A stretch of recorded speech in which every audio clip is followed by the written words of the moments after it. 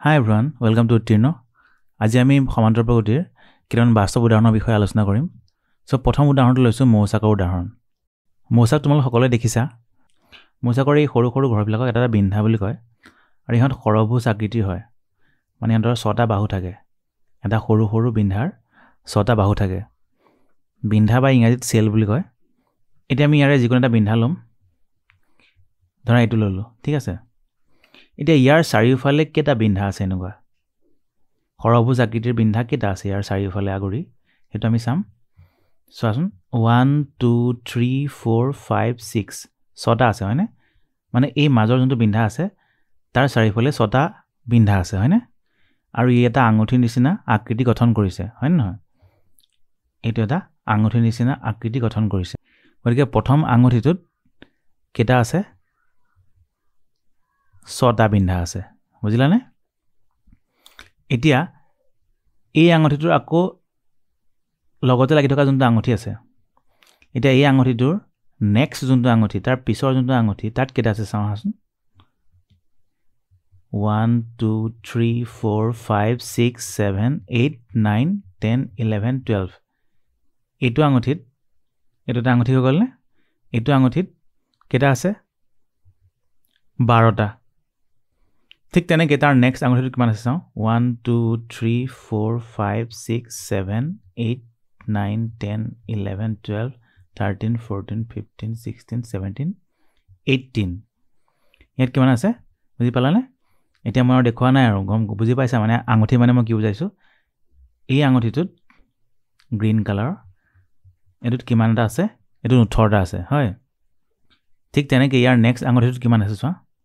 1 2 3 4 5 6 7 8 9 10 11 12 13 14 15 16 17 18 19 20 21 22 23 24 ইয়াত টোটাল কিমান আছে? 24টা। ঠিক তেনেকৈ আমি তাৰ নেক্সট আঙুঠিটোত কিমান আছে এটো আমি গন্তি কৰি চাব পাৰো। তোমালোকে হিসাব কৰি চাবা এটো কিমান আছে। আকৌ তাৰ নেক্সটটোত কিমান হ'ব হেতু চাবা তোমালোকে। মই অকল 4টা উলিয়াইছো ঠিক আছে। বাকিখিনি মই ডট ডট ডট বুলি লিখি দিছো ঠিক আছে। আমাৰ 4টা হলে হৈ যাব প্ৰথম 4টা। বাকি নেক্সটত কিমান আছে তোমালোকে তো নিজে উলিয়াবা দেই। এতিয়া আমি এখন সংখ্যা তালিকা পালো হয়নে? সংখ্যা তালিকা পালো। সংখ্যা তালিকাখন আছে 6 12 18 24 ডট ডট ডট আৰু আছে মই প্ৰথম অকল 4টা লৈছো। এতিয়া চোৱা এই যোনখন সংখ্যা তালিকা ইয়াত দুটা ওচৰা-ওচৰি পদৰ মাজত পাৰ্থক্য কিমান হেতু আমি চাম এতিয়া হা। মানে সমান্তৰাল প্ৰগতি আছে নে নাই আমি চাওঁ। প্ৰথমতে লিখি লৈছো আমি 6 টো হৈছে a1 প্ৰথম পদ, 12 টো a2 দ্বিতীয় পদ, 18 টো a3 তৃতীয় পদ, 24 টো a4 চতুৰ্থ পদ। এতিয়া প্ৰথম পদ 6 ৰ লগত কিমান যোগ কৰিলে আমি দ্বিতীয় পদ 12 পাম 6 হয়নে? ঠিক তেনেকৈ দ্বিতীয় পদ 12 ৰ লগত 6 যোগ কৰিলে 18 পাম। হেতু হল তৃতীয় পদ আৰু তৃতীয় পদ 18 ৰ লগত 6 যোগ কৰিলে 24 পাম হয়নে? মানে 6 ৰ লগত 6 হৈ 12 হৈছে, 12 ৰ লগত 6 হৈ 18 পাইছো, 18 ৰ লগত 6 হৈ 24 পাইছো। এতিয়া এই সংখ্যা তালিকাখনে আৰ্হিটো মানি চলিছে নাই? আৰ্হিটো কি? দুটা ওচৰা-ওচৰি পদৰ মাজত পাৰ্থক্য একে হয় নহয়? একে হয়নে? প্ৰতিটো ক্ষেত্ৰতে আমি 6 পাইছো গতিকে ওচৰা-ওচৰি পদৰ মাজত পাৰ্থক্য একে হয়। গতিকে ইয়া সমান্তৰাল প্ৰগতি আছে বুলি আমি ক'ব পাৰো হয়নে? পাৰ্থক্য একে মানে কি? সাধাৰণ অন্তৰ আছে।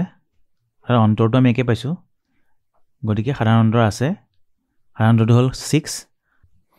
গতিকে সাধাৰণ অন্তৰ আমি কি পালো 6।